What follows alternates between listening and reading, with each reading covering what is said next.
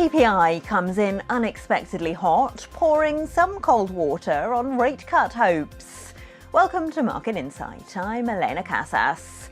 PPI rose 0.2% in June. That takes the annual rate up to 2.6%, quite a bit hotter than the expected 2.3%. Well, that comes after yesterday consumer price inflation posted its first monthly drop in 4 years, taking the year-on-year rate for CPI down to 3%. After that, the market moved to price in an over 80% chance of a rate cut in September. But JP Morgan's Jamie Dimon said today that both rates and inflation may stay high for longer than investors are expecting. Well, who's right? Let's ask Mark Fleming, Chief Economist of First American. Mark, hello. CPI then was obviously very cheering for those investors and indeed potential home buyers who are desperate for a rate cut. But now producer prices look hotter. So how should we read the data? I think the producer price index, obviously the markets actually today are leaning more heavily on yesterday's CPI numbers. The odds of a rate cut are still over 80% for September, and even they're considering another rate cut either in November or December. So the components of PPI that go into the ultimate index that the Fed looks at, those were mixed, and arguably the Fed's preferred measure will likely still go down. This is all generally good news, and the markets agree. I think it's coming just in time for the Fed because their other mandate, which is full employment, that's beginning to weaken given last week's report on unemployment. And so it's sort of just in time good news on inflation, I think making the odds of at least one cut by the end of this year highly likely. As I said, Jamie Dimon was a bit more hesitant in JP Morgan's quarterly report today, pointing to risks, including the US fiscal deficit and the risk of geopolitics disrupting trade as potential factors that could keep inflation higher. So are you confident that yesterday's lower CPI isn't a one-off? I agree that those are long-term risks, but near-term, next 3 to 6 months, that's not going to play into the picture, and CPI will continue to come down.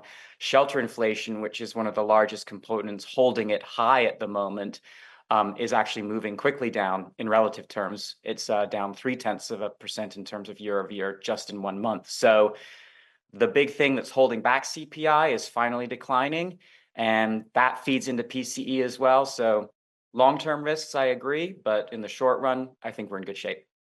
What's your forecast then for beyond September? How many cuts might we see this year?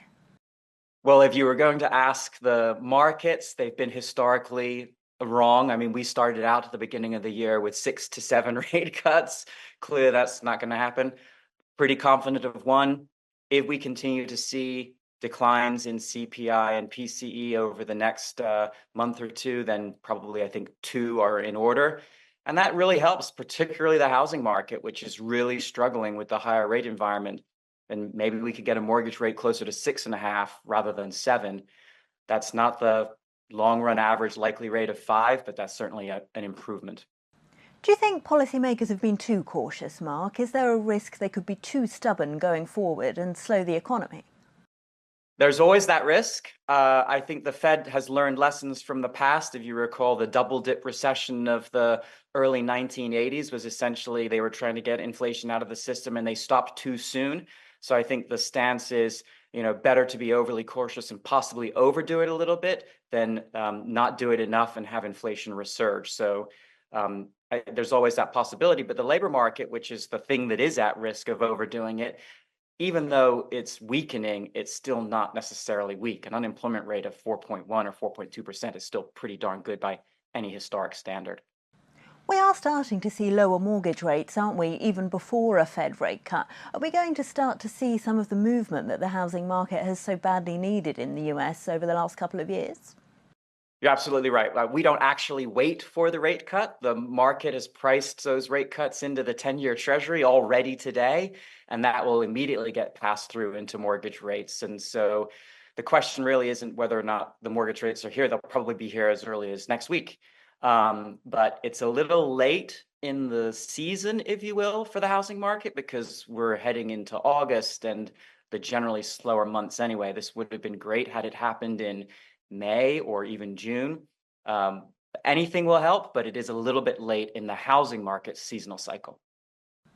Mark Fleming of First American, thank you so much for joining us. Well, that's your market insight. You can watch more videos on Reuters.com.